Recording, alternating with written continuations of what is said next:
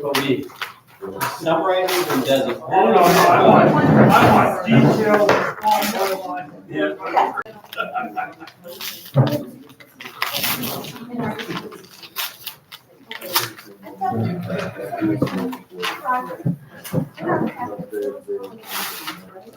Yep. It must have been. On my house apart. Well, darn cats ran away. I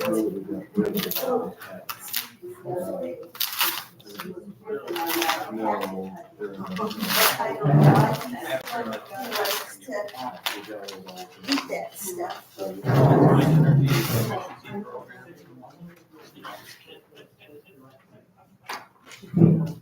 Thing is, you know, the scary thing is that someone will leave it hanging there, right?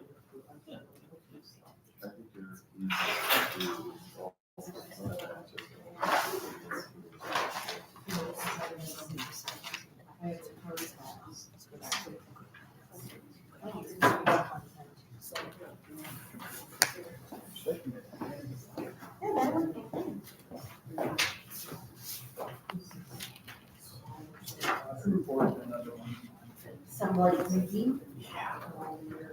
Someone will sit here. Yes.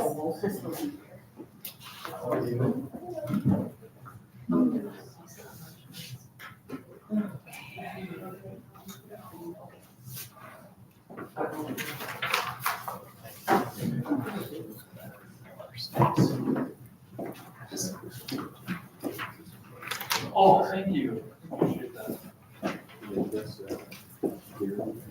Just want to get sleep. You're out late at night, 2 in the morning, can't sleep. Start on page 7. Can I get this picture? That's what I'm saying. You want to, yeah, not to anyone else. All yours. Yes.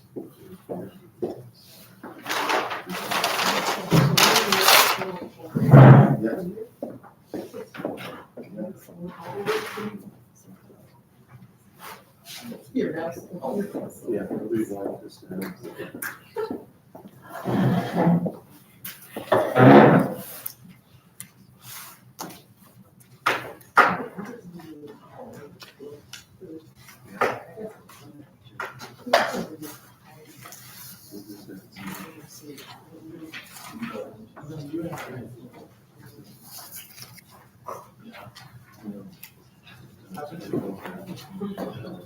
His first time you went.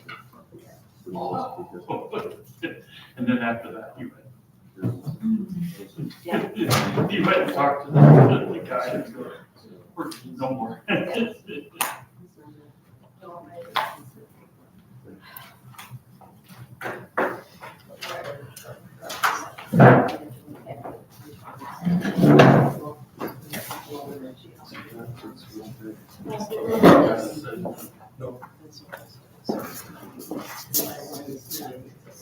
Oh, great.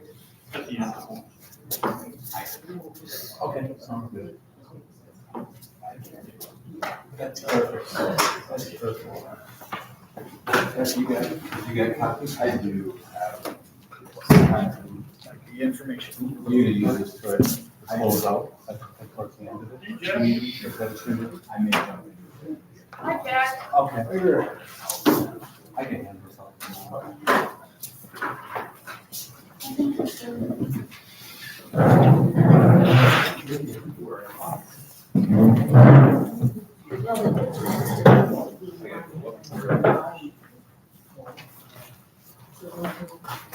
How's the puppies?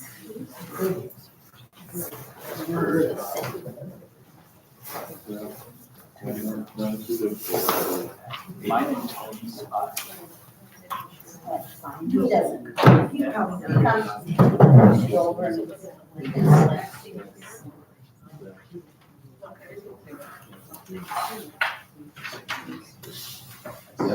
That explains the difference. What's always there, right here, page 6.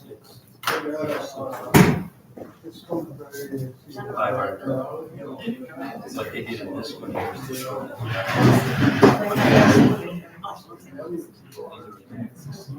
this is extra sheets, but that'll be for tomorrow. No, basically, I got all the rights to it.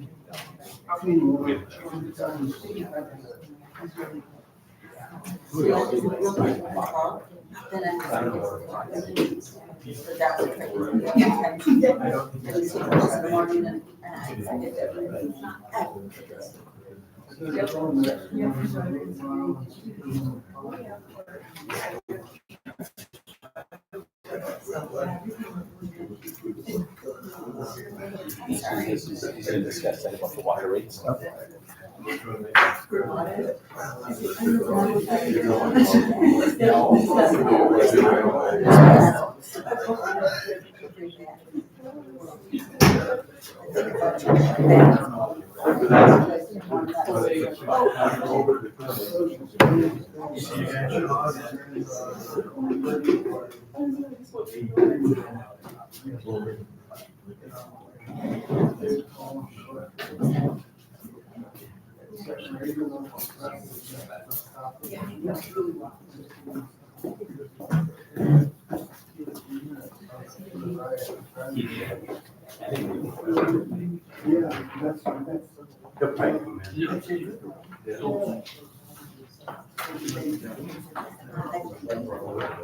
Then check the basement for pots. See if there's anything back there.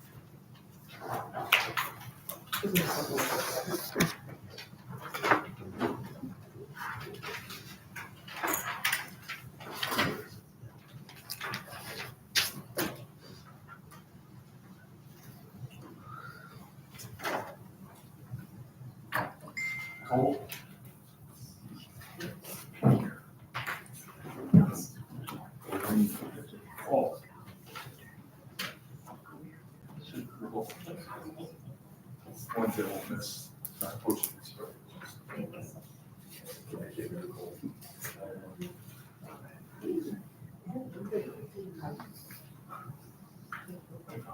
Cold in here, so.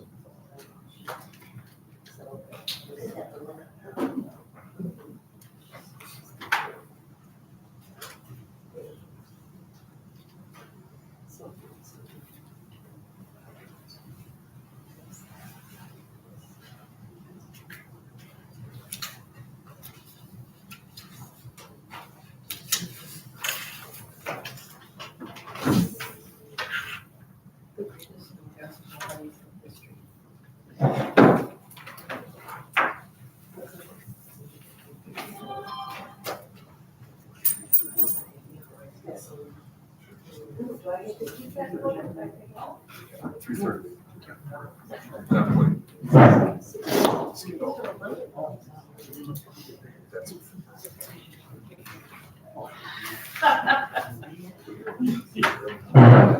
saving us on bread.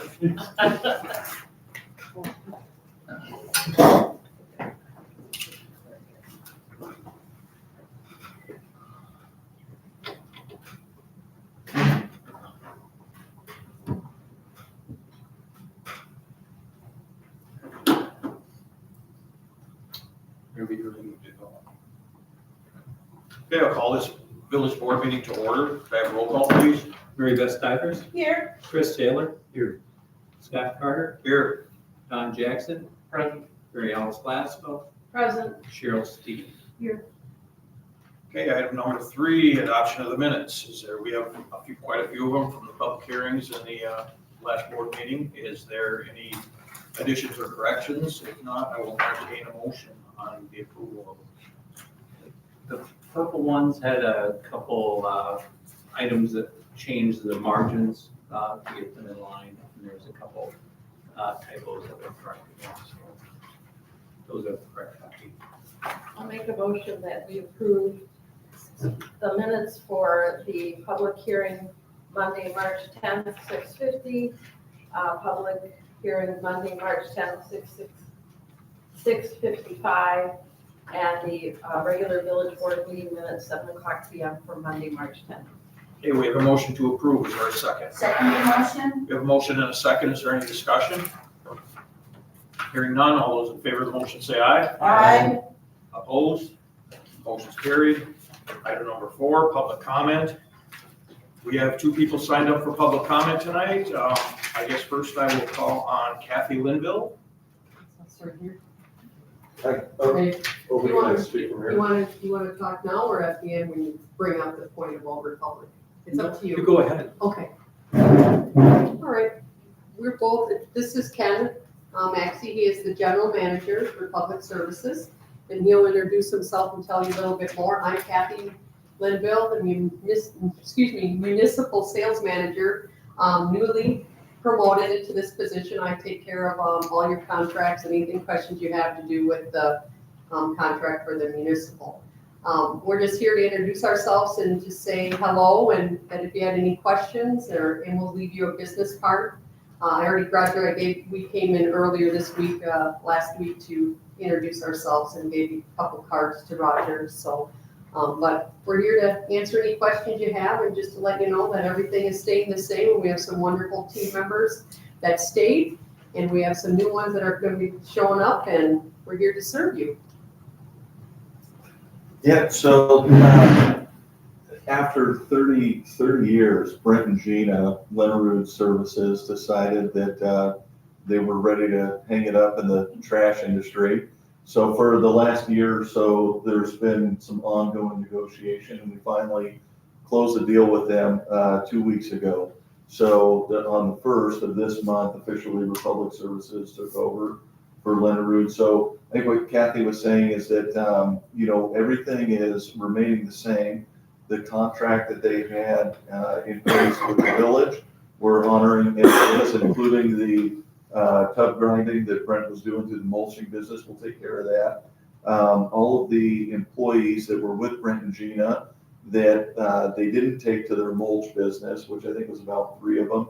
We did offer jobs to all of them. Almost all of them. I think there was a couple that didn't quite make it over, but for the most part, all the same employees are in place there. So the containers, all of that will remain the same. I think the only change you may see on the street, down the road here is the commercial containers that you see around town, the big red ones. Our colors are red, white, and blue. So we have a blue can with a red star on them. You may see those around town a little bit, but as far as the contract with the village is concerned, all that's going to remain the same. So, a little bit about us. Obviously, we're strangers. You don't recognize us. We didn't fly in from Arizona.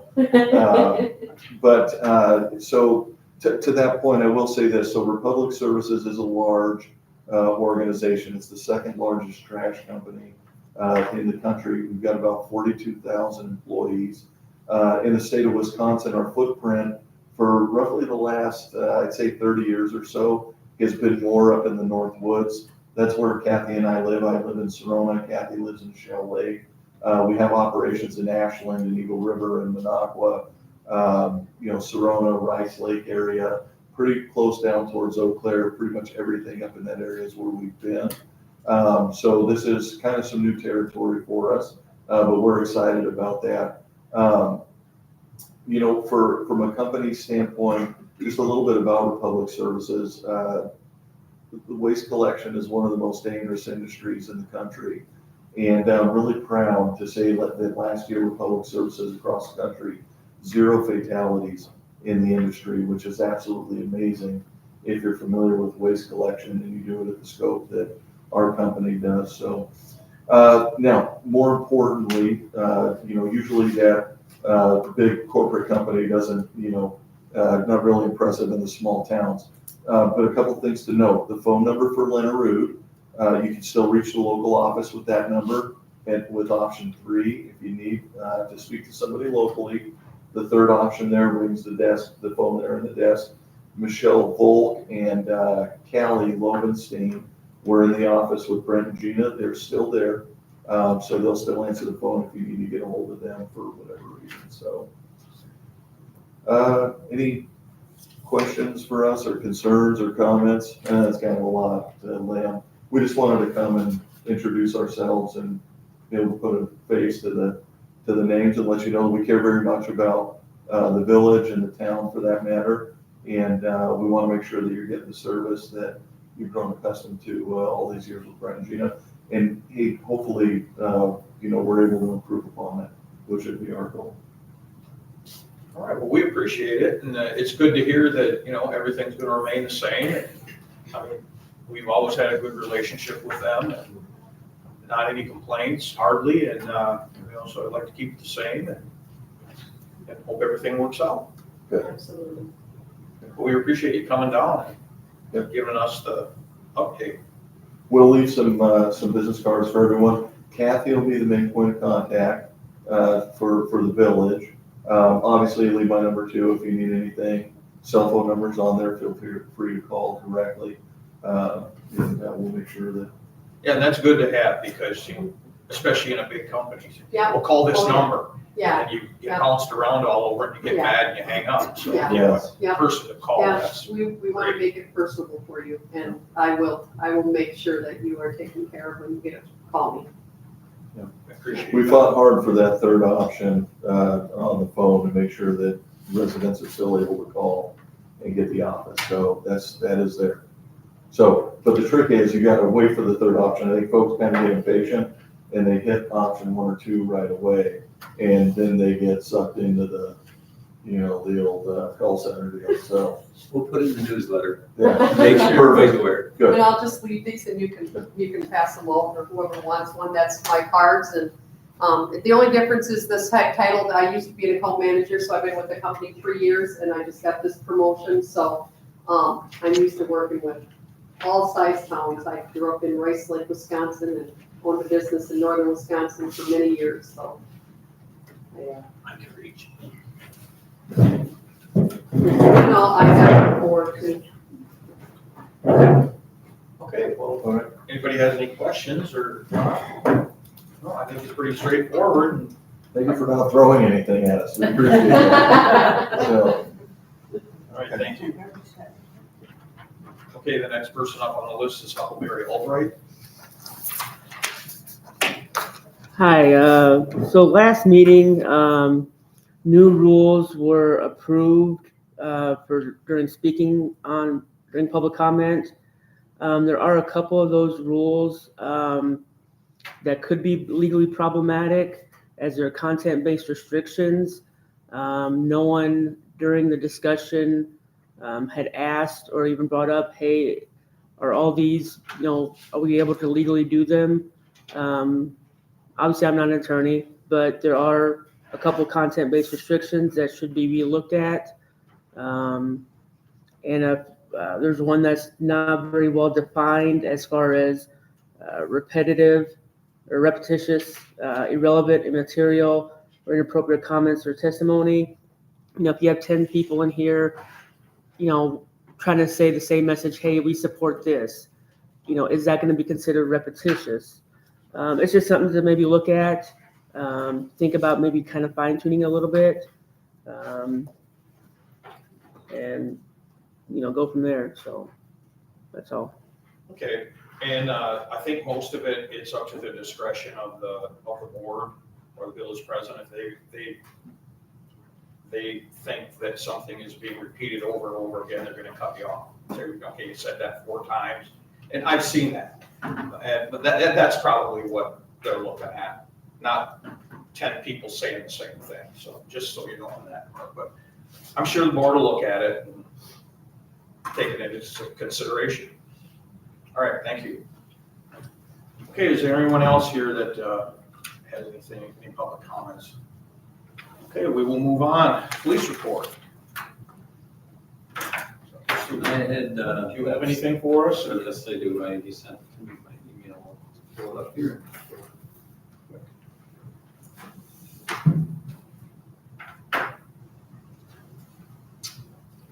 At total incidents 100, animal complaints 1, crashes 1, domestic disturbances 1, driving ATV complaints 1, juvenile complaints 6, medical 1, mutual aid and agency assistance 2, property crimes 1, suspicious and unwanted person 2, did some self-initiated stuff also, business and building checks 7, citizen contact assist 3, citizen-oriented police 27, drug investigation 2, extra patrol 29, traffic stops 4, continue to conduct traffic speed enforcement on Oak Grove Drive and other problem areas.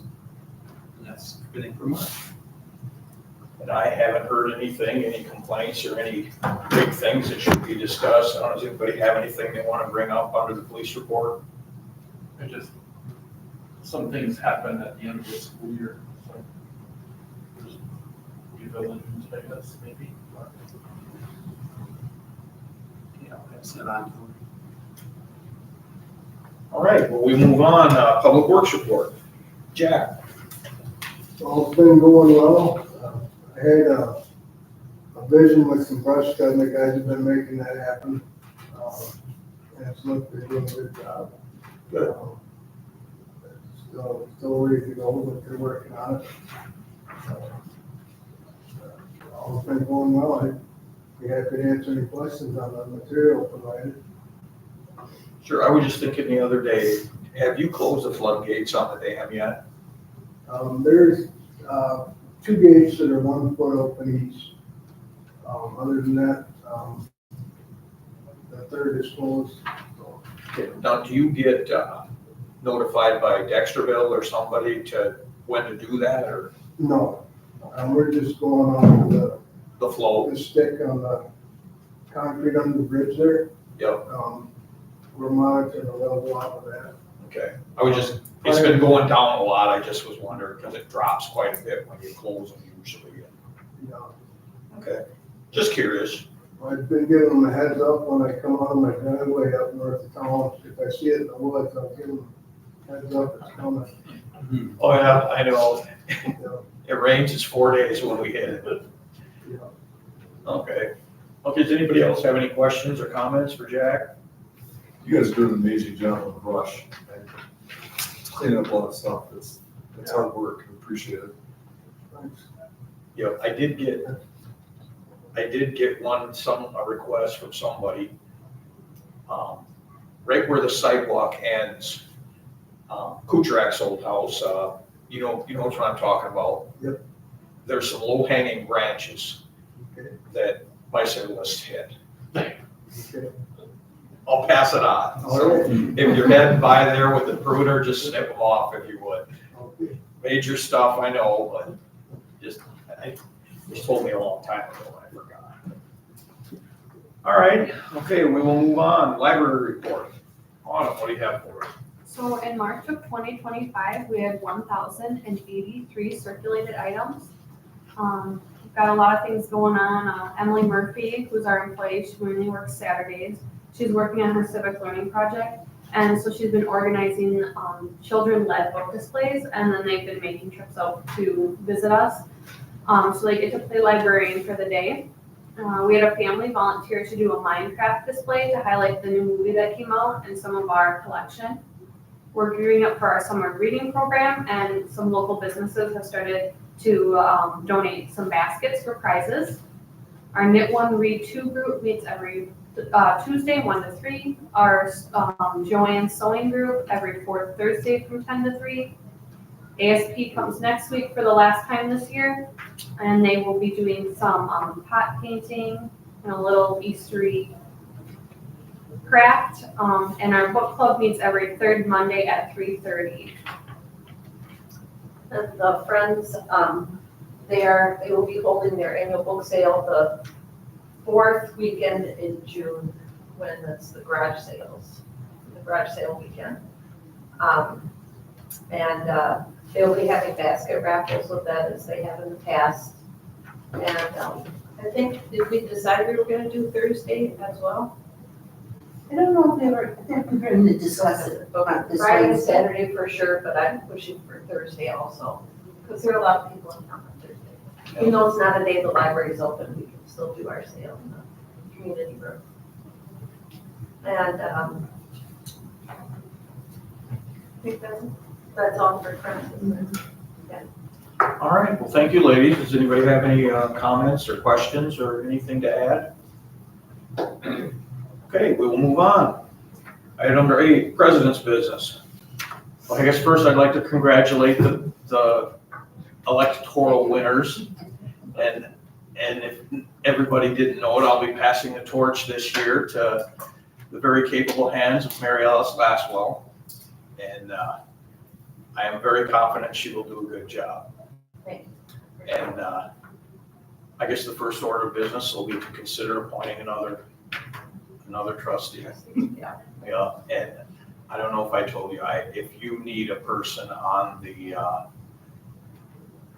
CDA board, I would volunteer to be a non-board member representative of that. I know we were one short, I believe. In addition to the planning commission. I didn't say that. I heard. But anyway, and just a couple things. I was gonna prepare a list, but it would have got too long.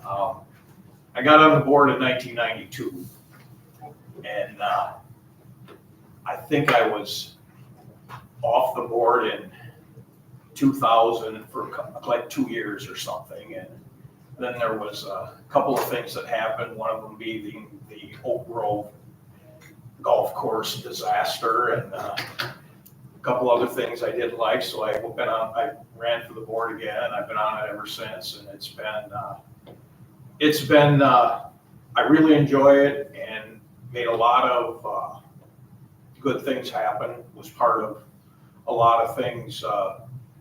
The brand new, back then it was called Screw Machine Company, Milotech, that was one of the first major things, and among that, countless Subway, the Quick Trip twice, the Boston Bank, the new post office, the Vets Hall, the new clinic, the subdivision down there where the clinic's at, and all of that stuff. But I was glad to do my part, help out with that, and the new school too. And the new library.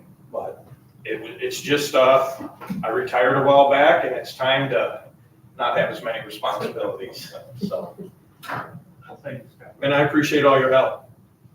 So that's enough of that. So we'll move on. Is there any committee reports? Anybody have any committee meetings that have to report to the board? Okay, hearing none, we'll move on. Treasurer's report. Anybody have any questions or comments on the treasurer's report? If not, I will entertain a motion to approve. I'll make a motion that we approve March 2025 treasurer's report. Okay, we have a motion to approve. Is there a second? I'll second. Okay, we have a motion and a second. Is there any discussion? Hearing none, all those in favor of the motion say aye. Aye. Opposed? Motion carried. Number 11, approval of vouchers. Is there any questions on the vouchers? If not, I will entertain a motion. I make a motion that we approve the vouchers for March 2025. Okay, we have a motion to approve. Is there a second? I'll second. Okay, we have a motion and a second. Is there any discussion? Hearing none, all those in favor of the motion say aye. Aye. Opposed? Motion carried. Item number 12, 2024 audit presentation. Sean Rowland. Floor is yours, sir. Thank you. Plan to go over this briefly, hopefully. You can ask questions as I go through it, but it's been handed out to everybody. You also received copies of the reports as well that I handed out earlier. I'll also touch a little bit more on water projects you have once we get into that part of this packet. There's just some big costs on the horizon and some of the impacts of those costs. Roger asked me to put some things together. So I appreciate you having me again. I think it's the 5th year I've worked on the village's audit. We had some new staff working on it this year. So we try to have consistency because I think it's important for Roger and Cheryl and Susan to have some consistency, but we also like to sprinkle in some new people because new eyes, fresh eyes are always a good thing when it comes to auditing. We don't want the same people doing it every year.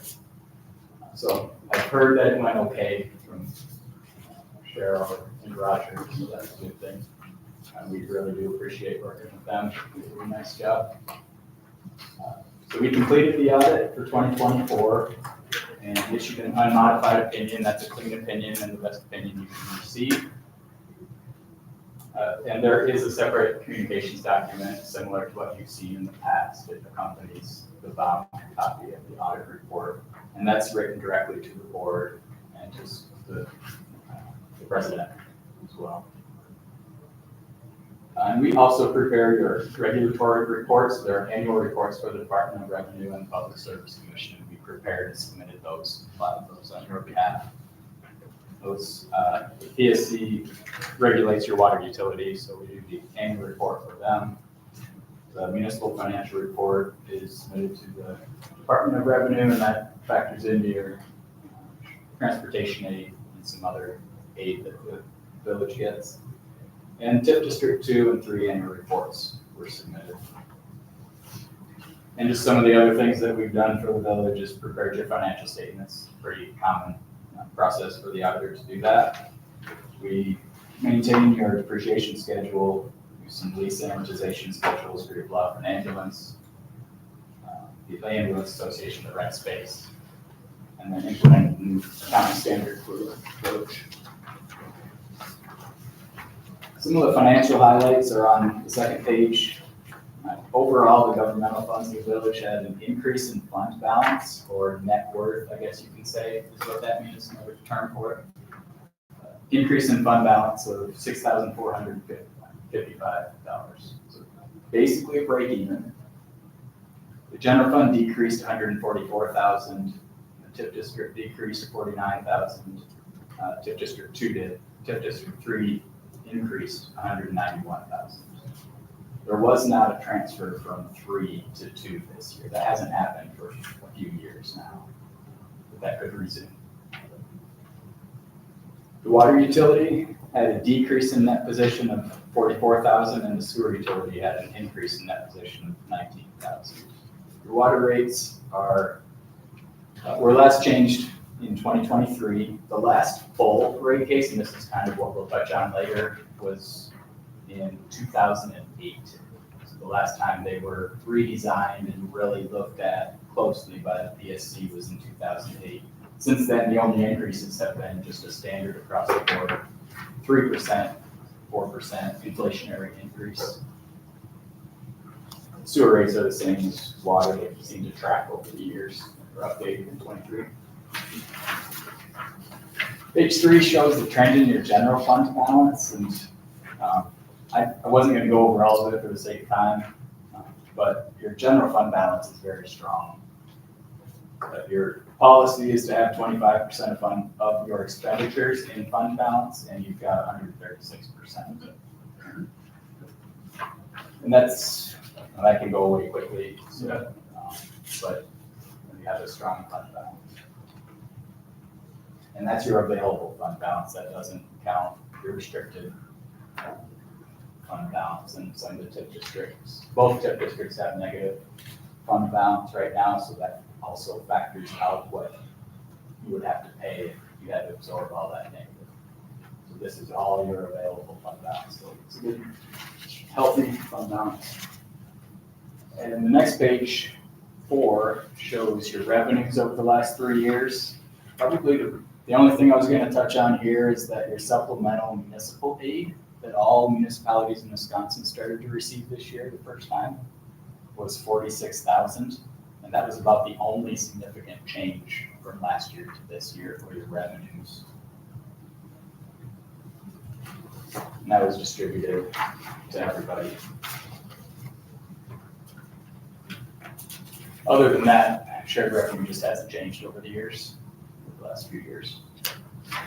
Page 5, next page shows your expenditures, and these also were consistent aside from your outlays, which your capital outlays when you do a street project or buy a truck or something like that will fluctuate your expenses quite a bit.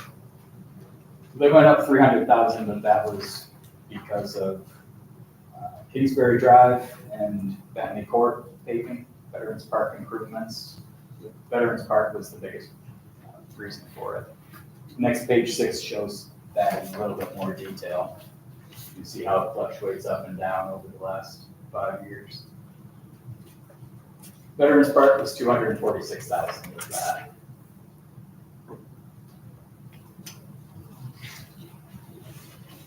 If there are no questions on that, the water utility page is next. You can, just looking at the chart, you can kind of see where your top line revenues and your bottom line expenses are getting a little bit closer. They started last year to get a little closer, and that just means that your net operating income is shrinking. Your operating income was $59,000 last year, so it's still positive. That's a good thing. Your cash flow from operations was $250,000. That's also good. Your PSC rate of return for the year was 1.56%. That's a rate of return on your asset base. The PSC right now is approving rates to achieve 6.2%. So it's quite a bit less than that. It's good that it's positive, that's a very good thing. But it is quite a bit less than what they're setting rates at right now. So adding, if we get into, you can look at the bottom of the page 2 and see that you've got quite a bit of cash, $474,000. That is a healthy, unrestricted cash balance, but just your year-to-year operations are getting pretty tight. Your revenues and expenses are pretty tight.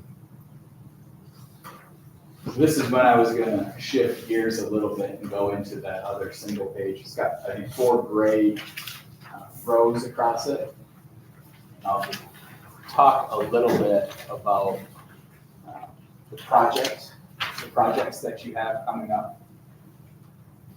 Before I really get into that though, in the past, even before 2018 when we started working with the village, you were incurring well 5 costs, site investigation and some preliminary engineering for it.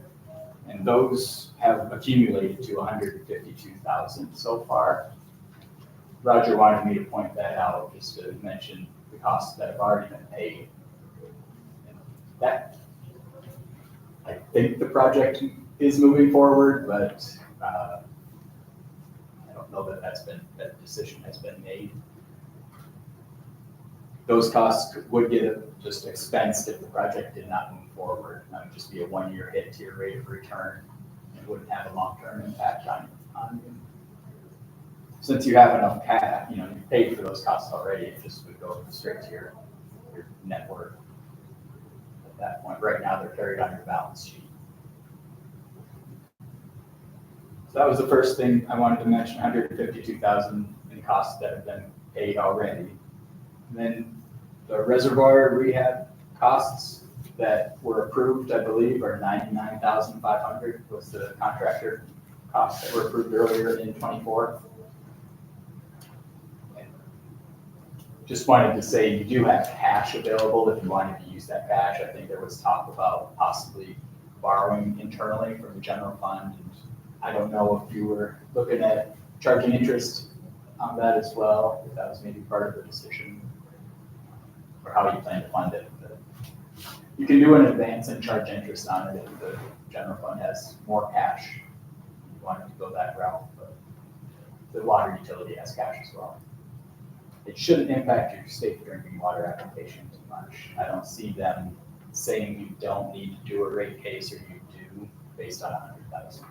That's not how they'll look at it. Not your cash. They look at your revenues and expenses, not your cash. Not nearly as much. So those were the two things Roger asked me to point out. Do you have anything else on those, Roger, that you wanted to say? The only other thing is with the cash we have on hand for the water, look in the future, we've got some other things that are coming up with the water system, like painting the water tower and things like that. So you start getting, and I know we threw out some numbers of having unrestricted cash of 473,000, but a water tower painting pretty much would wipe that out. So we got to look long term on, and that's what we've been planning for, is all those things. So besides the water reservoir, and because typically that water tower gets painted once every 20, 25 years, and I don't know, you probably audited places that have painted it, that have been painted. It's not a cheap task by any means. So, but this is exactly what I was hoping to get right now, because You ready, Jack?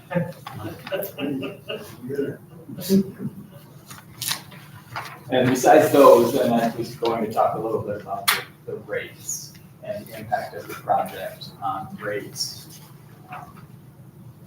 All of this is an estimate. I don't have anything from an engineer to see. I didn't even factor in engineer costs, and that's going to be pretty significant, I think. I was looking only at the construction estimate right now. Wasn't factoring in interest on safe drinking water. There's uncertainty on the federal principal forgiveness side. I think right now, how much principal could be forgiven on safe drinking water. So with all of that said, please just take this as a really rough estimate. But I wanted to at least give you a heads up that it's going to impact future rates when you do a project of this magnitude. So right now I mentioned that the PSC is setting rates to achieve 6.2%. Your net operating income last year was 28,000, and your asset base was 1.8 million. And that's when you take 28,000 divided by 1.8 million, you get 1.56. You add, this project is looking to add $3 million to your asset base. So what that will do is make you have to generate more revenues to cover that asset base. And if you don't do a project at all and to achieve 6.2% that they're setting right now, you have to raise your water rates by 15%, 14.5% is my estimate. It's about $6.40 a quarter. The percent seems big, the dollar amount always seems a little less big. So that's if you don't do any more costs. $6 a month 42 cents a quarter. per quarter, if we don't. If you don't do anything, if you just were going to go to the PSC and request a new rate design, and you needed to achieve 6.2% on that, that's what it would get.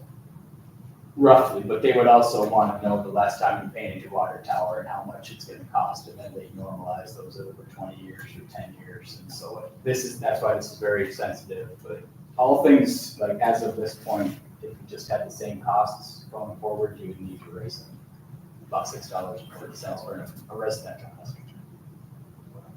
Using 3,000 gallons a month, that was my assumption.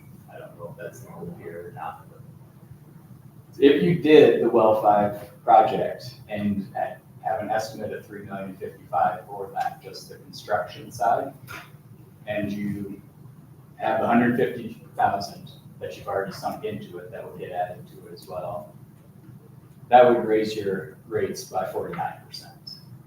And that would be $21.70 a quarter.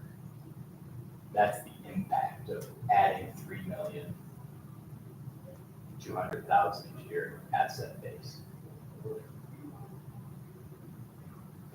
That is kind of what I think Roger wanted to have some numbers going into it, kind of with your eyes wide open on what it might do. And that's like ballparkish without the, It would be higher because engineering, right, engineering, everything else. yeah, it gets to be hundreds of thousands usually.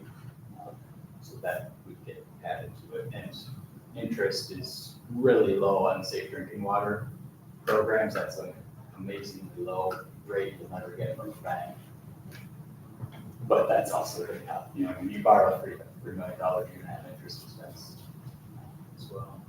Principal forgiveness is a deal maker, I guess you could say. I ran that after talking to Roger and realizing initially we're at 60% principal forgiveness, that's wonderful. Right, because we've been down. So that would take it from an increase of 49% if we did the project all the way down to 29%. So that's a pretty significant improvement.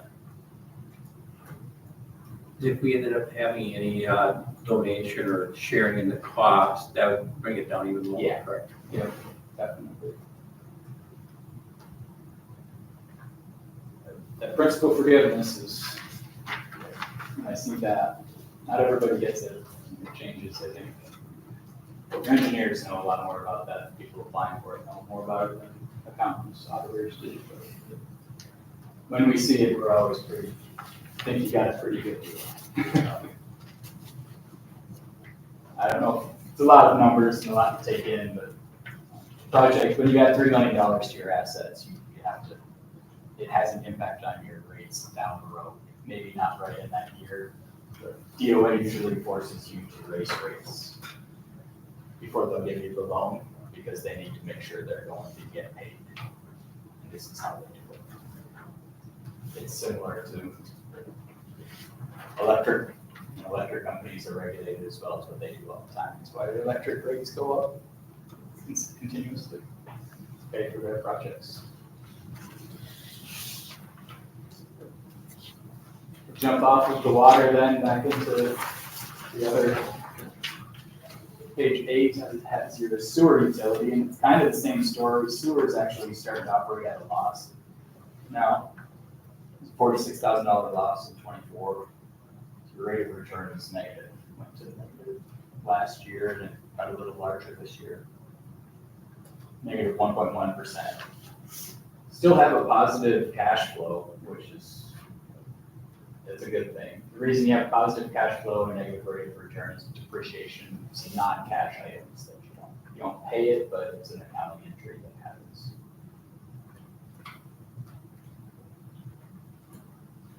You do have a lot of cash in sewer. You have some restricted cash as well, but your unrestricted is $530,000. You have a lot of cash on hand. Treatment facilities can burn through a lot of cash. They're very expensive to maintain and to construct. Page 9 shows your debt. It's just a high-level debt summary. And you didn't issue any new debt for the village. On the governmental side, you paid off roughly $300,000. And you ended up with $2.3 million on the governmental side, that's your village side. And then your water and sewer utilities increased debt by $87,000 and then paid off $150,000. Ended the year with about $1.7 million. You have a lot of general obligation debt capacity left, about 70%, which is good. Never like to see that entirely used up, just in case unforeseen projects come up. 70% left is good. Your interest rate on debt is really good, 1.1% to 2.9%. Considering now I'm seeing 5 to 6%, those are pretty good numbers to see. Didn't have anything more on debt unless you had questions. Your TIF districts are on the next page. They both have a deficit right now, but they're scheduled, projected to pay their costs off. Your tax increments right now for TIF District 2, it's 190,000, and TIF District 3 is 260,000. You can keep those open until 2035. Or close them early if you really wanted to, but they're scheduled to pay themselves off.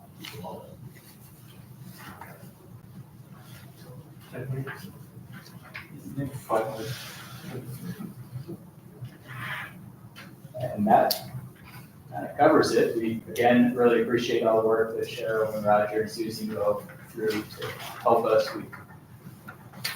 I heard, talking to Cheryl to make sure everything went okay this year with the new lead auditor, and she said it went pretty well and smooth. Matt's is quieter than I am, apparently. He doesn't ask as many questions, but she said it went okay. If you have any questions, we're available throughout the year. Take any now if you have them. The only other thing is, other than the audit, I wanted to touch on the simplified rate case. Knowing that if we go forward with the project for the new well, in all likelihood, we'll do a full rate case study, and then they'll come up with the numbers. What's your feeling right now? We're not getting the rate of return. Do you think we should be looking at doing that if within 6 or 12 months we'll be doing a safe drinking water well, and that may be a full rate case?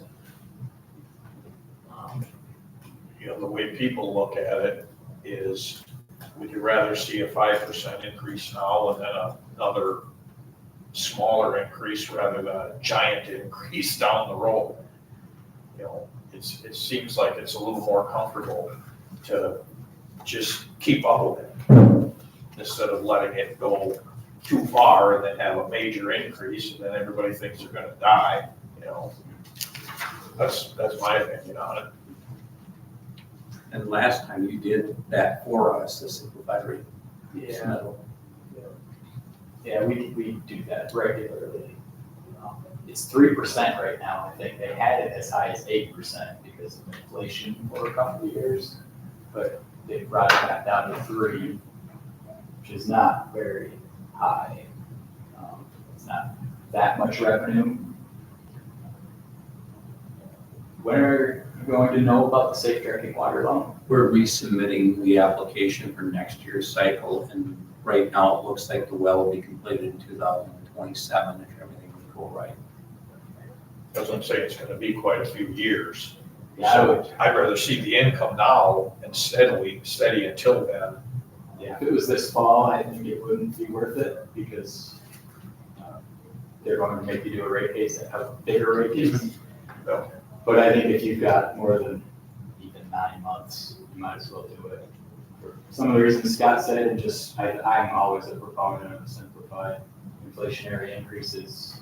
If you don't do it, then you're setting yourself up for a 40 to 50% rate increase. No, then I'll be coming to the board meeting. Yeah, realistically, if you got the go-ahead to do the submittal on it and took us through the process, when would those rates go into effect right now? Could we make our water bills go to June 30th with July 1st item in the next quarter? Or would we have to wait until September's bill? It's a really good question.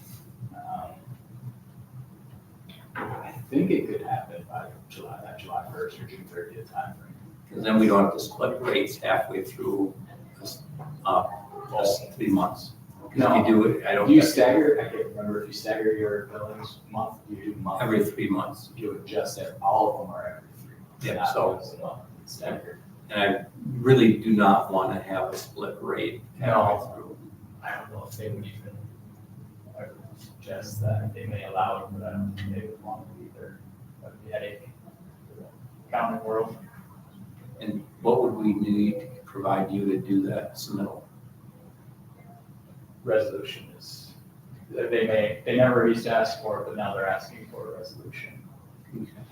He's got the numbers. The number of You'll have to put it out as like your papers. So are we just gonna get kind of like in the ballpark and then kind of go from there? I mean, That's an easy one for him. That one is- This is your revenue, this is your income, or this is your Right. cost. Whatever it's gonna take to. It's just across the board, every single fee is up 3%. okay. It would be hydrant rent, which is paid by the tax levy actually right now. That goes up 3% as well. Fixed charges, bond charges, everything. Yeah, that's easy. A quicker one, you still have to, actually don't even need a hearing for it. So that just goes right through. But PSC still has to review it, so it isn't instant. Everything takes at least a month, probably 3. It seems like. So we just get the resolution passed that we want to increase it. Then I can we have a group of people that does all our rate cases now. So we can help you walk through it. I think you helped me out there last time. Yep.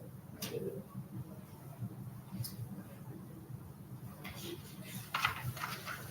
Okay, so I guess, I don't know, do you have anything else for us? Anybody have any questions? I like, you always put it together very well for us, easy to understand, and not too complicated, so we get too confused, so. Like that. Does anybody have any questions? I appreciate it. The way you lay it out and kind of showcase it, it makes it. I'm not an accountant. Maybe I should admit that. Maybe that helps. I work with a lot of accountants. I have enough. I have some speaking non-accountant a little bit. Oh, well, I guess if there's nothing else, I know we can always call you if we need something. We appreciate your help again, and glad everything always seems to work out smooth, and, you know, the open line of communications and all that. First audit that I finished this year, so that's a lot of good work that's been done in the office to do that. There's a lot of them that aren't done still, so yeah, Good. nice work.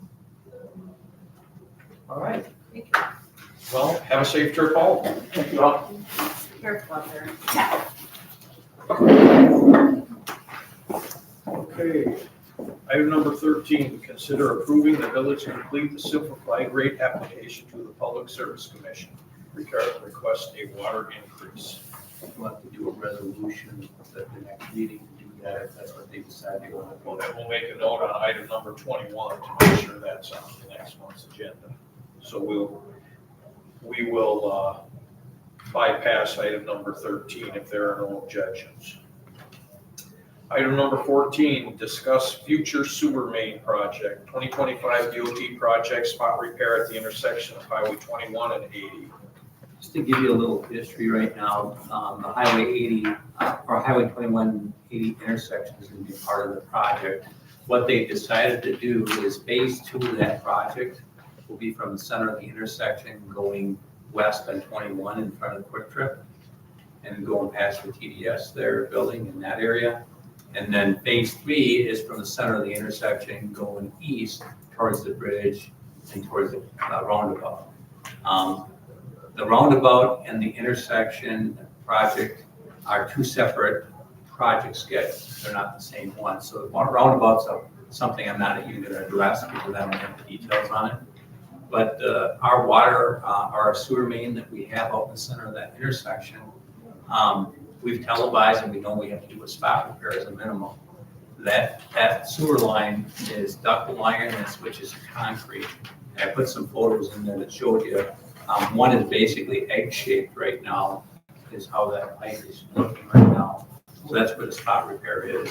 But the drawback is they're gonna, when they do phase 2, like I said, it's from the center of the intersection going back toward in front of Quick Trip. They'll do the road base, they'll put concrete down, and then we do our spot repair in phase 3. Well, I would say you're probably looking at 15 feet, 20 feet difference from where our sewer manhole is and where that spot repair is till we get back into what would be newly constructed concrete. So if they got into it and it ended up being a bigger project, it could happen that we bust out brand new concrete. which doesn't make a whole lot of sense. So that's why when you look at the pictures I provided you, you can see on there that it says there's two broken pipe comments on there, and you can see the total distance is 241.8 feet. So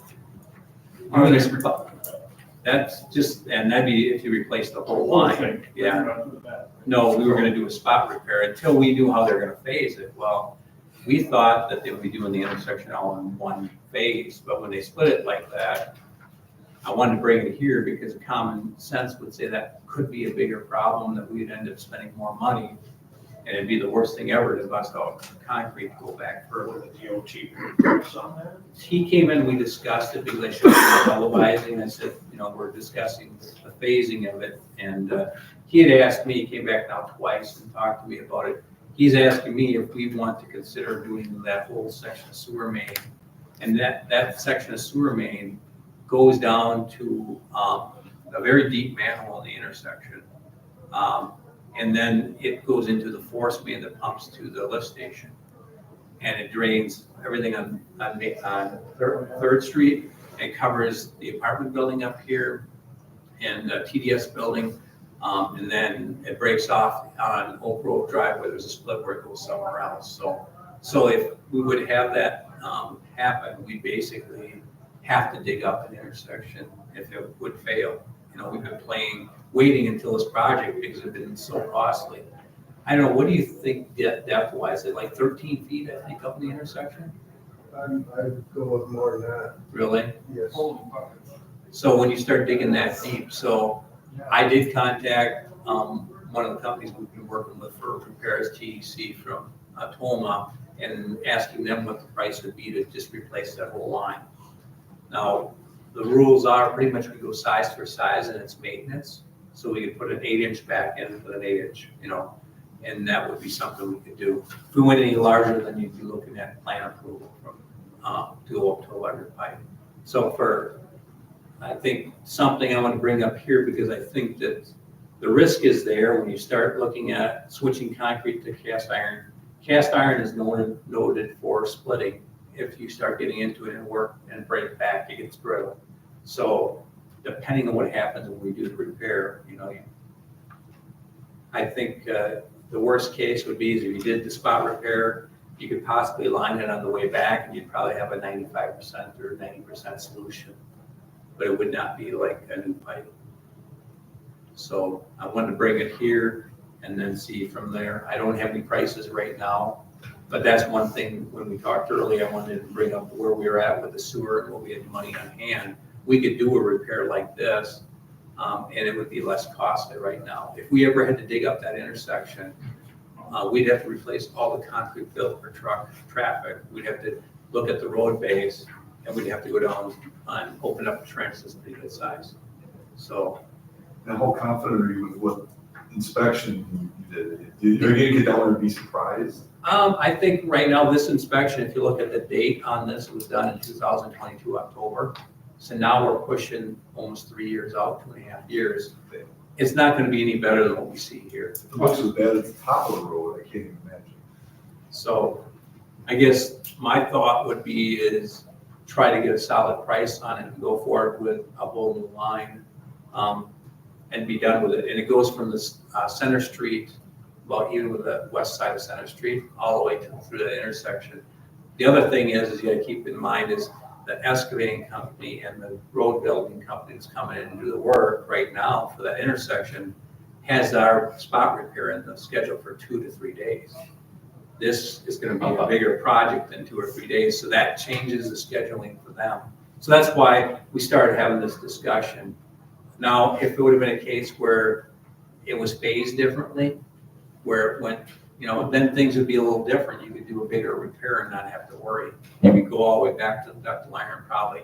But when you're looking at what we've got here, switching to concrete at 222 feet, and you look at 240-foot run, you only get 20 feet of repair in there. And once you hit that ductile iron, it could be a headache. If we do it the right way and do the entire line, we'll be set for many years to come. I think you gotta look at that. At least see what it costs. Well, we do have funds on hand, that's why we've been having some money put aside for these types of things. Well, we've been talking about once that construction's gone through the period, but And you said that if we change from one thing to the other, you've got to do a project approval or something? You have to submit if you go to a larger diameter pipe, Or just larger? diameter. If you do an 8-inch for maintenance, you'll be fine, you know, but if you went to a 10 or a 12-inch. And you said that there's some concrete, some ductile iron. Yeah, it's split. Would you replace it with PVC? That's what most of them have been doing now. And right now, the That's no concrete, problem to do. no, the concrete was the one that looks like an egg or a football, really. I mean, you know, was you it hate designed that. like that? I highly doubt it, but only thing I could think of is they compacted the heck out of that intersection when they did it, and you start looking at that much weight on there, and could it have been something right away? But it just seems that it's in such terrible shape. Why wouldn't we Why just wouldn't we just, fix it, no matter what it costs, because it's gonna just cost you 10 times more down the road. Yeah, you don't want to kick that down the road. Your chances of failure right now are looking, yeah, I mean, No.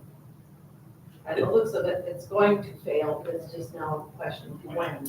Oh, yeah, it's not really I don't know, to me, it really isn't a decision, you just gotta fix it, do it right, I think. The third of the pipe is definitely bad, for sure. You know, It isn't worth it, I mean, Let's assume it's a higher percentage. yeah, yeah, well, I mean, right, it's like Mary Ellen said, when is it gonna happen? yeah, It's gonna be the big one, the tsunami of unwanted liquid. Right, no, do not be downhill from that. Well, I mean, if you stand outside Quick Trip for 5 minutes, 600 semis go through there, you know, it takes a beating. It's not gonna get better. So, well, and someday someone would have to revisit it if we didn't do it the right way. Someday. We just have to- you know, Does the study show that the PVC stands up to the pressure like that intersection takes? I would I mean, see this is a, That's what everybody does. That's what everybody uses. I mean, that's been what a standard for 20 years. It changed it, yeah, over the years they switched. And I would rely heavily on the contractor we're working with in the past. If there was a repair that needed to be done, he's done most of the repair in the village, and we've been trying to upgrade sections where we have a chance. This one it just wasn't cost beneficial for us to dig up that intersection until they had the project going. Because we would probably, if you look at, for every foot in the ground, you're supposed to go 3 feet out if you don't have a box. So you start looking at 16 feet deep, times 3 is 48 feet out. So you're looking at a huge change. The holes. That's why they drop the box in for protection when they do it. So and they probably stack a couple different boxes to get down there. So this is not one of those quick preview jobs that people look forward to. This is one that they're gonna say, geez. And, you know, as long as we've been talking about it, we've been gambling and just hoping Oh, yeah. something doesn't happen. Because we'd have to dig everything up and replace all that concrete ourselves. I thought of that, if something would have happened between when we identified it until now, the only option we would have had if we didn't want to dig it up is they call it a bursting unit that bursts the pipe and relays the pipe in there, and you send it through, and it explodes out and it creates a pipe. The only thing is, yeah, it's basically that. Yeah. The only thing is it only follows the contour of the pipe right now, and if we see standing water in there, you're still gonna have a snake. So it's not like a perfect solution, but if it happened in midwinter, that might be the only option you would have had, so. You said they're giving us 3 days right now. So let's say we want to go with something more expensive. Do they have the flexibility to give us a week or whatever? They would give us more time and at the pre-construction meeting and be brought up, and they'd add days to the contract So for. doing that earlier the better would be beneficial. That's why I wanted to get back to him, and I said I'd have a meeting tonight and tell him what we're looking at. And I did send the same information to our estimated contractor that does our work to see, first of all, how does the schedule look? Because scheduling and getting this done, we'd be looking at having this done probably in the month of June. Because phase 3 was gonna start July 5th. So we're looking at just a month and a half out. I'm sure he's already bid projects, so. And I would say on something like this, we're probably looking at a 10-day, by the time they dig it up, and then Jack had mentioned that the actual manholes themselves, there could probably be some additional work that would be done on those to repair those too, because it goes down pretty deep. He was with the guy that televised, and when they dropped the camera down in, there was some concern about getting that camera stuck. And then the only option to get the camera out was to dig it out, so we weren't. Just gets better. Yeah, so we didn't push it too much, but, so I guess we talked spot repair along, I think we need to go to the replacing that entire line and be done with it. You don't need any formal action until we got an estimate. I will probably have a special meeting if we do, as soon as I get a number and move forward. I mean, does anybody have any objections to Roger moving forward with proceeding with, taking care of all the details to the DOT and everything to proceed with the replacing the whole pipe, the whole thing? It's the most responsible thing to do. It is, it really is, I think. Well, I hear no objections, so just bring back an update next meeting or sooner. Okay. Probably sooner, wouldn't it? The sooner the better. Well, it wouldn't be at the organizational meeting. That was always kind of a good special meeting to take care of something like If that. I could get a number that quick, Yeah, I don't know. a couple of days. God. There's so much work out there right now too, that's the other thing. You're competing with that. The only advantage we have is we've got a relationship with the maintenance end of it over the years, so. Well, it's no big deal to have a 15-minute meeting someday to approve it, so. Okay, well, if there's nothing else, we'll move on. Item number 15, consider approval of operator license, Kevin Nickerson, for Necedah Veterans Hall. It's okay to approve, background was completed. I make a motion, we approve Kevin Nickerson for operator's license at Necedah Veterans Hall. Okay, we have a motion to approve, is there a second? I'll second. Okay, we have a motion and a second, is there any discussion? Hearing none, all those in favor of the motion say aye. Aye. Opposed, motion's carried. Item number 16, request by Scott Carter to name Carter Slough. And I'm guessing you read my little letter, and I knew I was gonna forget one person. I forgot my sister's daughter that lives in the house next to me. She's been living there 7 years. That's Burns' great granddaughter. She's only lived there 7 years. I forgot her, so that makes 16 people. So that's about all I had to add, and I guess it was pretty self-explanatory, and I thought it would be kind of a good thing to do. Has it ever had another name? Because that's all I've known it by. I don't. I've never heard anything. I mean, even when I was a Well, it kid. depends if they liked you or not. Yeah. No. You should just formally do it. That's all I've known it as. Yeah, and it's not gonna, I mean, it might appear on a map someday or something. That's about it, I guess, or whatever, but I just, to me, it seemed like the right thing to do, since everybody called it that anyway, and I just said, well, I'll bring it up. Do we need a motion on this, or? Yes. I made a motion. Go ahead, Mary Alice.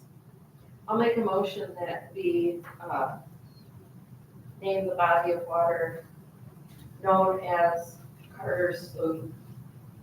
We designate that as the name. Okay, we have a motion, is there a second? I'll second the motion. Okay, we have a motion and a second, is there any discussion?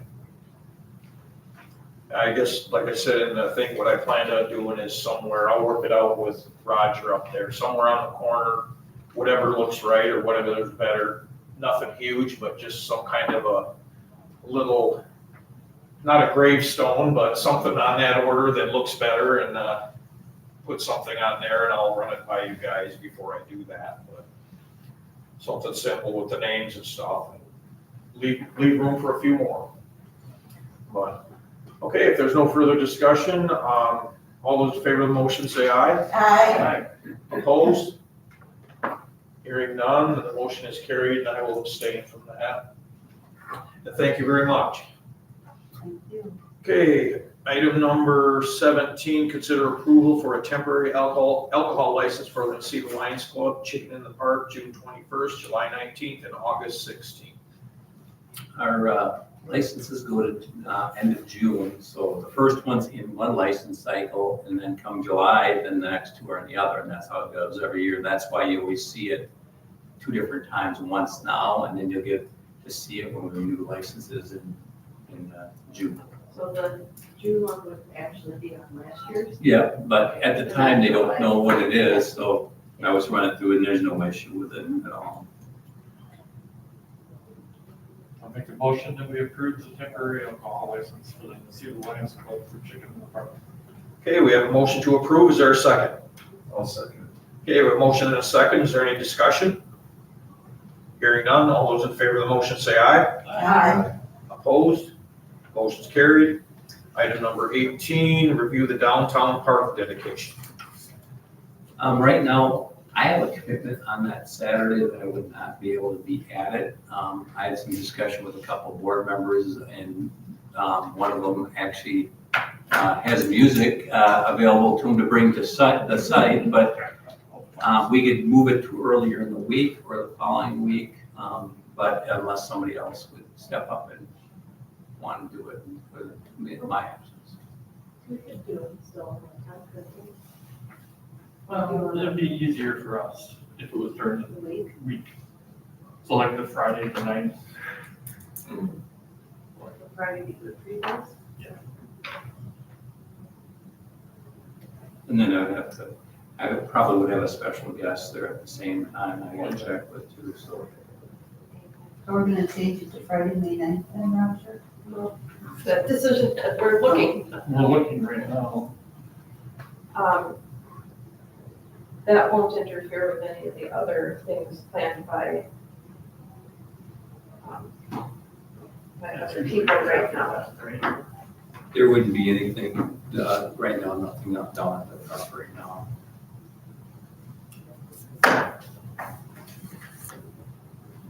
Would the night be okay with you? That would be, I could make that work. Well, if there's a Saturday. I just, you know, Yeah. um, Would you be able to escape for a few minutes on a day? From the sweatshop? You could be my, What time of day? we were doing it midday, but we Oh, were doing that. same here, doesn't matter. I'll make it work, whatever, so. And that would work hard with kids having lunch and stuff. Whatever. Why don't we go for the 9th then? Do you want to keep the 11 o'clock? It would be better to change that time for your, the bus and kids. We'll make it work. 11 o'clock, 12 a.m. okay.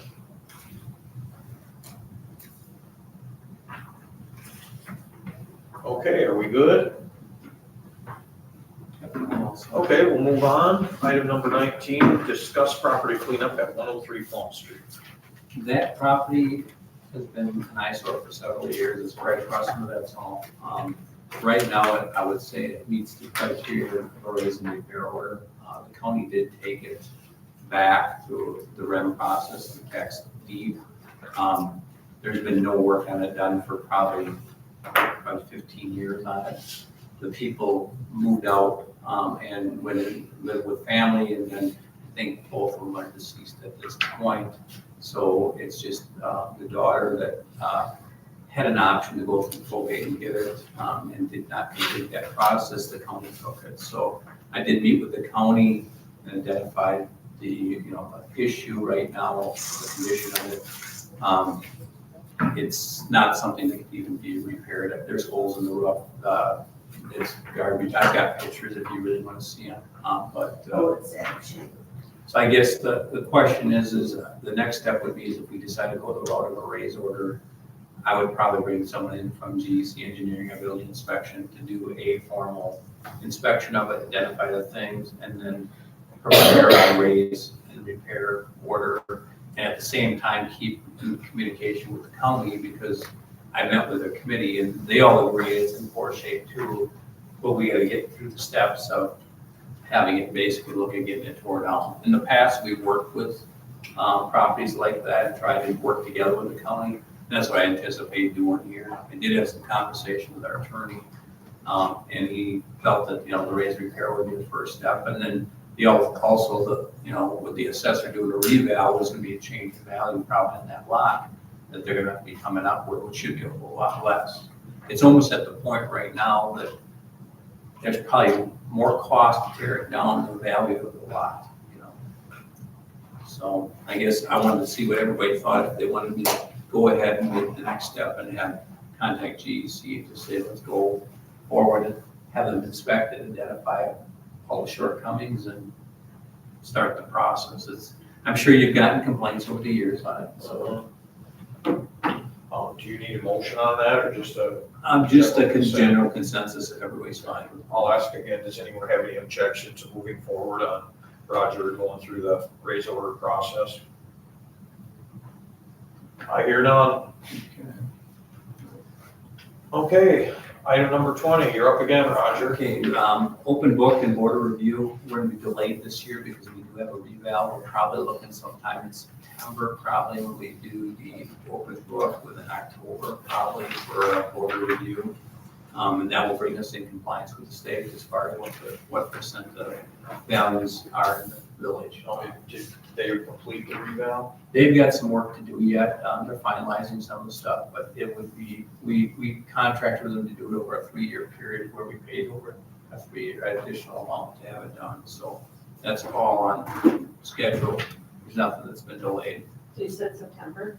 Probably in that time frame. And those that want to enjoy the tape with me in the video, it's an opportunity to learn a lot about border review, so. It's the best. This is so much fun! Border review. YouTube's for. Yeah. No, it's not on YouTube. That's not. No, they have their special official. They've got actors in it. Oh my it's gosh. the best. Academy Award winning performance. Yeah. And remember, it's content-based. That's what you have to think about. The next item is baby cemetery fee schedule. They did adjust the fees. They have a non-resident and a resident fee that they adopted at last meeting, so that's their packet. So if you're a village resident, you get a resident fees. Anybody else that's not a village resident has non-resident fees. That's the way it's set up. 22nd Street, we have that as a project this year. One thing is they're scheduling this road project right now. We've probably got to coordinate a little bit, even though it comes off of Highway 21, because that's in our phase 3. So the bidding of it is going to occur, but it wouldn't make a whole lot of sense to do the asphalt on that 22nd Street and have them come in and do the highway and have them use the 22nd Street as an access. So the timing is something. So you might see it a little bit later in the season than what you planned to see. Just makes sense. Yeah, but I don't have anything more. They covered everything in the garbage and recycling contract change. I put the card, I copied it in the packet for you. Spring cleanup is May 12th. Everything's been put out in the newsletter. What is accepted and what's not. Nothing really has changed from last year to this year, that information. Housing update, I know Grove subdivision. Looks like one of the houses has an offer on it to purchase. There's somebody else that's considering placing the offer on the other one. So the plan right now for both of them was if they sold the first one, they'd be building the second one. So I anticipate I'll offer to purchase for buying additional lots and moving forward, and hopefully multiple houses. So That's pretty good. The concrete isn't quite dry on the driveway on the lawn, so it's already hopefully sold. That's Yeah. good. He was going to sell it himself, put the little sign out in the front yard, and decided to go with a realtor. Thursday he talked to me, and I don't know when they got the sign up. They had offered a purchase on Monday or Tuesday. Wow, that's So great. it's a nice, very nice one. And the other one is very nice also. It just hasn't got has had people look at it, but I don't know if they got their offer yet. I know they had people walking through it. Not that I've been pressing my face up to the windows or anything, but they both look very nicely down inside too. But just everything my intuitive powers. There's no face prints there, sure. Yeah, It's always nicer when they finish it out, the driveway and the Yeah. sidewalks and everything, so it's all clean right away. And it's, Well, next to the Red House too, it looks like they've been cleaning a lot of those trees out and stuff, like they're getting ready to do something.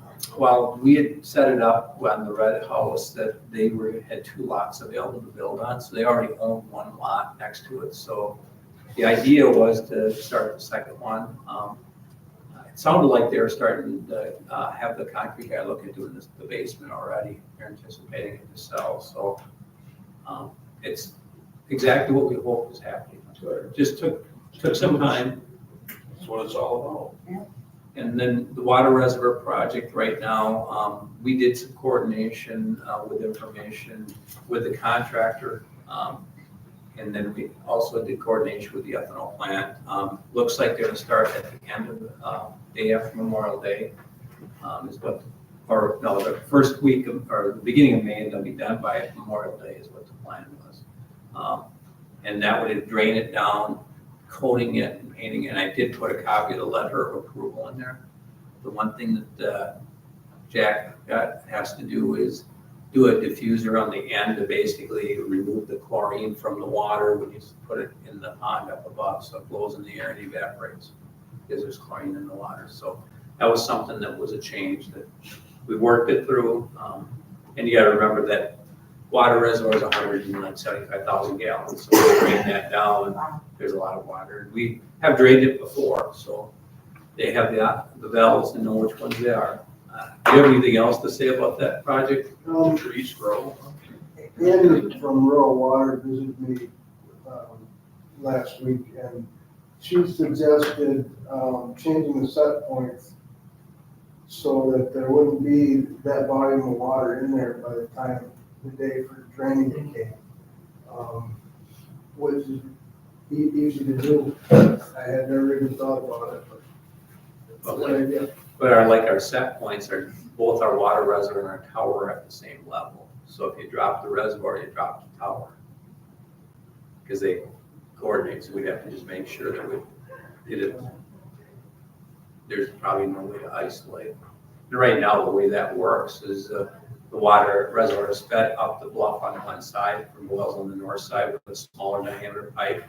There's a line that goes down from the top of the reservoir down onto 5th Street by the old school, past there, and then there's a line that goes down the bluff between the 2 houses on Center Street going down to a highway, South Main, out of the spots that goes. So it basically is, and they communicate, water reservoir and the tower communicate back and forth, the SCADA system. So if we overfill the reservoir, then we have water running down in the parking lot. And the tower right now, between the 2 of them, we probably, what do you think, turn it over 3 times a day? Right now, the water tower and water reservoir. Yes. So if the water ends up being only one of them filled, we'll be turning it over 6 times a day, which is quite unusual for a community our size. So, but I think we've got a plan in place, and the ethanol plant's aware of it. They actually have some maintenance they're doing during that time. That's good. Is this any negative impact on houses or anything? Shouldn't be. We're just gonna end up having to probably fill the water tower more often during that time. And then we do have the wells on the north side, so there'll probably be times that could be running more, because we'd be taking the water right out of the main rather than out of the tower at times. Didn't do redundancy. Yes. And that's why well 3 is so important. We end up being able to probably do a lot more flexibility, and that well's closer to our largest user than the 2 on the north side. Well, Yeah, it would be probably a mile, I'd say, 1.5 miles, probably closer. But that's all I've got under my report. Okay, does anybody have any question for Roger on anything there he covered? Okay, move on. Item number 21, future agenda items, the water rate increase thing. Okay. Anybody have anything else on The, next month's agenda? the sewer, line for, in Highway 20. Well, if it takes that long. It won't take that long. I don't think. But it's a future agenda, item, so it could be It's gonna be tomorrow. tomorrow. Yeah, all right. All right, if there's nothing else, the meeting is adjourned. There you go. Finally.